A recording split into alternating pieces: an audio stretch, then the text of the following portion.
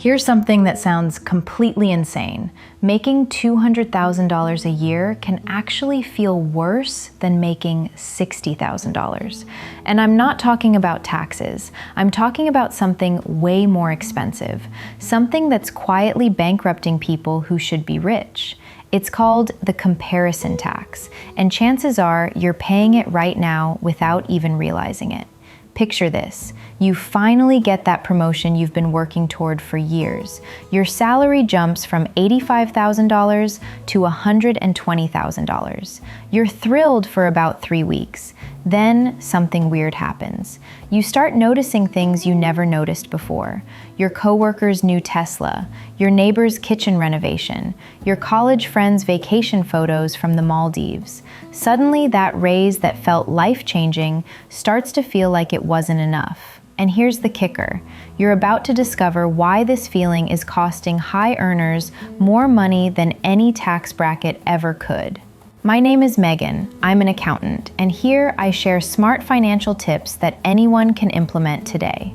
If you've ever wondered why making more money doesn't seem to solve your money problems, and you want to understand what's actually happening with your income, make sure to subscribe and hit that like button if this helps you out. Now, before we dive into the psychology of why high earners go broke, let me paint you a picture of what we're actually dealing with. Because this isn't just about numbers on a paycheck. There's a couple in San Francisco making $350,000 combined. They live in a nice neighborhood, drive reasonable cars, send their kids to public school. On paper, they should be crushing it financially, but they have $12,000 in their savings account and they feel broke, constantly. There's a lawyer in Chicago pulling in $180,000 who can't afford to take a vacation. A tech manager in Austin making $220,000 who's stressed about a $3,000 emergency expense. These aren't people with gambling problems or shopping addictions. They're normal, smart, hardworking people who are somehow hemorrhaging money despite earning more than 90% of Americans. Here's what actually happens when your income goes up. Your brain doesn't process it as, I have more money now. Your brain processes it as, I've moved to a new league. And in that new league, everything costs more. Not because prices changed, because your reference points changed. When you made $50,000, you compared yourself to other people making $50,000. You shopped at Target, you drove a used Honda, you went to the local sports bar with friends. That felt normal. But when you start making $150,000, something shifts. You're suddenly in meetings with people who drive Audis. You're at company events where people talk about their ski trips to Aspen. Your new neighbors have landscapers and cleaning services. And your brain, without you consciously deciding anything, starts recalibrating what normal looks like. Here's where it gets really interesting. Researchers at the University of Pennsylvania studied this exact phenomenon, and they found that people don't judge their financial well-being by their actual wealth. They judge it by how they compare to their immediate reference group. So someone making $200,000 in a neighborhood where the average is $400,000 feels poorer than someone making $75,000 in a neighborhood where the average is $60,000, even though the first person has nearly triple the income. Your brain is running a completely different calculation than your bank account. Let me show you exactly how this works with actual numbers, because this is where it gets wild. When you make $60,000 a year, your peer group probably makes between $50,000 and $80,000. The spending gap between you and them is manageable. Maybe they take one more vacation than you, or they have a slightly newer car. It stings a little, but it's not crushing. But when you jump to $150,000, your new peer group might be making anywhere from $150,000 to $500,000. Suddenly, the gap isn't one vacation. It's the difference between flying coach to Florida and flying business class to Italy. It's the difference between a nice watch and a Rolex. It's the difference between public school and private school that costs $40,000 per kid per year. And this is something that will probably surprise you. High earners actually have less spending flexibility than middle-class earners because high earner spending becomes fixed. The $4,500 mortgage payment, the $890 car lease, the $2,100 private school tuition. These aren't things you can just turn off when money gets tight. You've built a life structure that requires that high income just to maintain baseline existence. I've read probably 37 books on behavioral economics, so you don't have to. And here's what they all say. Humans are terrible at evaluating things in absolute terms. We only know how to evaluate things relative to our surroundings. A $60,000 car feels insane if everyone you know drives $25,000 cars. But that same $60,000 car feels frugal if everyone in your office parking lot drives $90,000 cars. The car didn't change, your reference group changed. But here's where most people completely miss what's happening. They think the problem is keeping up with the Joneses, but it's way more insidious than that. It's about invisible social pressure that doesn't feel like pressure at all. When your coworkers go out for $80 lunches, you going to Chipotle feels awkward. When everyone's kids do expensive summer camps, not doing those things feels like you're depriving your children. The spending doesn't feel optional. It feels like the baseline cost of participating in your own life. Your brain has evolved to care deeply about your relative status within your tribe. 10,000 years ago, being at the bottom of your tribe's social hierarchy was genuinely dangerous. So your brain developed a very sensitive radar for where you rank. That radar is still running today. Except now, instead of comparing who has the most meat from the hunt, it's comparing who has the nicest kitchen renovation. And here's the kicker that nobody talks about. The higher you go in income, the worse this gets, because wealthy people are really good at hiding their wealth. The person making $500,000 doesn't look that different from the person making $200,000. So you think you're comparable. What you don't see is that they have $900,000 in investments, no debt, and passive income. They can afford the lifestyle. You're bankrupting yourself trying to match it. Let me give you a concrete example. Two families, both living in nice suburbs, both with household incomes around $180,000. Family A has been at that income level for 15 years.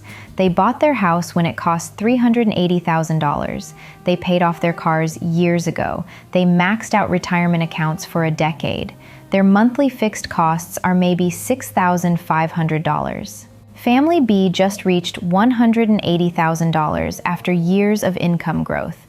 They bought their house last year for $720,000. They leased 2 cars for a combined $1,400 per month. They're playing catch up on retirement. Their monthly fixed costs are $11,000. Both families look identical from the outside, but Family A could lose their jobs and be fined for 2 years. Family B would be in crisis in 3 months. But here's what actually happens when you understand this comparison tax. You can start making strategic choices. The goal isn't to stop caring what people think. The goal is to consciously choose your reference group instead of letting geography choose it for you. When you follow people who are building wealth slowly, who drive old cars on purpose, your brain starts recalibrating. You're reminding yourself that there are multiple ways to live a successful life, and the most expensive way isn't the best way. Here's something that will blow your mind. Studies on life satisfaction show that once you hit about $75,000 to $95,000 in household income, adjusted for cost of living, additional income barely moves the needle on happiness. But you know what does move the needle? Autonomy, having time, having options, not being stressed about money. And here's the cruel irony. People earning $200,000 often have less of all of those things than people earning $90,000 because they've locked themselves into a lifestyle that requires every penny of that $200,000 just to keep running. Let me tell you what changes when you stop paying the comparison tax. First, you start seeing your high income for what it actually is, a tool for building freedom, not a requirement to upgrade your life. When you get a raise, instead of thinking, "What can I buy now?" you think, "How much faster can I hit financial independence?" Second, you stop feeling poor despite making good money, because you're not constantly measuring yourself against people who make more. You're measuring yourself against your own goals. Third, and this is the big one, your relationship with work changes. When you're not trapped in golden handcuffs, when you've saved money instead of upgrading your life, you have what people call walking away money. And walking away money changes everything. Walking away money means you can negotiate harder for raises because you're not desperate. It means you can turn down projects that make you miserable. It means you can take a calculated risk on a new opportunity. It means you can set boundaries with your boss because you could survive 6 months unemployed if you had to. High earners without savings don't have any of that power. They're trapped in jobs they hate, working for bosses they can't stand because they need every paycheck to cover the lifestyle they built. They make $200,000 and they have less freedom than someone making $65,000 who's been saving 30% of their income for 5 years. Stick with me here because this is important. The comparison tax isn't just costing you money, it's costing you time. Every dollar you spend trying to keep up with your reference group is a dollar that isn't buying you freedom. And freedom is what actually matters. Not the car, not the house, not the vacation. Freedom. The ability to make choices based on what you want, not what you can afford. And the absolute tragedy is that high earners are in the best position to buy freedom quickly. If you're making $150,000 and you can save $50,000 a year, you can build serious wealth in less than a decade.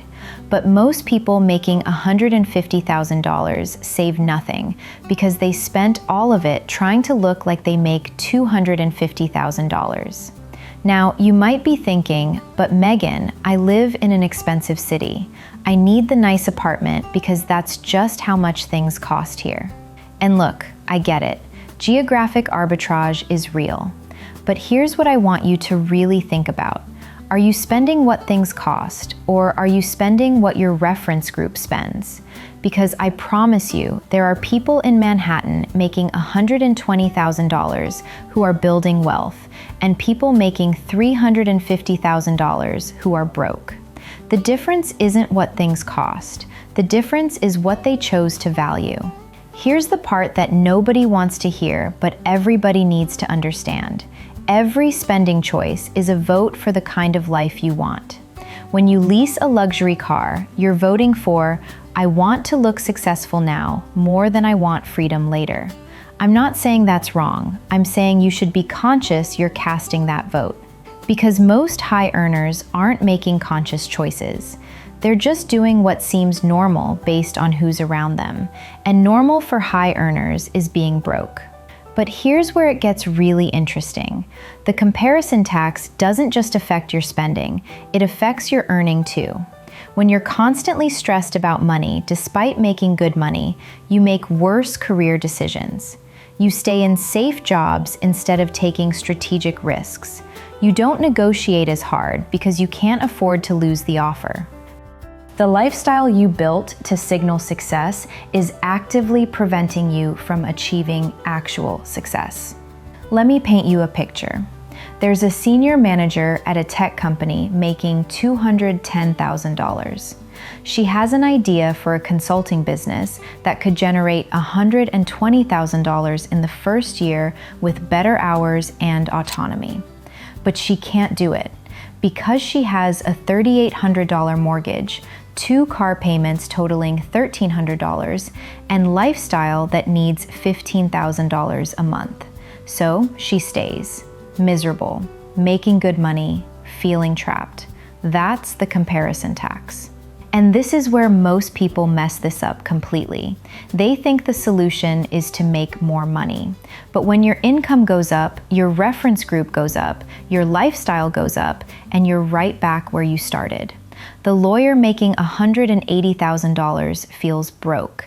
They make partner and start making $350,000. 2 years later, they feel broke again because they bought the bigger house, joined the country club, and now they need every penny to maintain the life of someone who makes $350,000. There's a specific moment in every high earner's journey when they have a choice. It's when you get the raise, the bonus, the promotion. You can use that money to build freedom, or you can upgrade your life to match your new income level. Most people choose the upgrade without realizing they're choosing. It feels automatic. But here's what actually successful people do. They keep their lifestyle relatively stable, even as income grows. They still drive reasonable cars. They still live in modest houses relative to what they could afford. Not because they're cheap, because they're buying something more valuable than stuff. They're buying autonomy. They're buying the option to walk away from jobs they hate. They're buying freedom from caring what anyone thinks.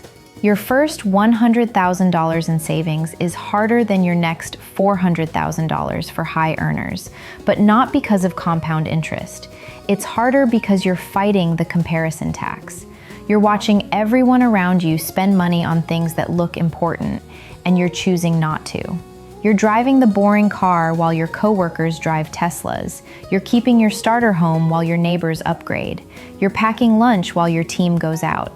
It feels like you're missing out. It feels like you're being left behind. But you're not. You're playing a different game. And the game you're playing has a much better ending. Start building that foundation today, because your future self is counting on the decision you make right now. The comparison tax is optional. You're already paying it. The question is whether you're going to keep paying it or whether you're going to take your high income and use it to build something that actually matters. Not a life that looks successful to other people, a life that feels successful to you. Trust me, your future self will thank you for it.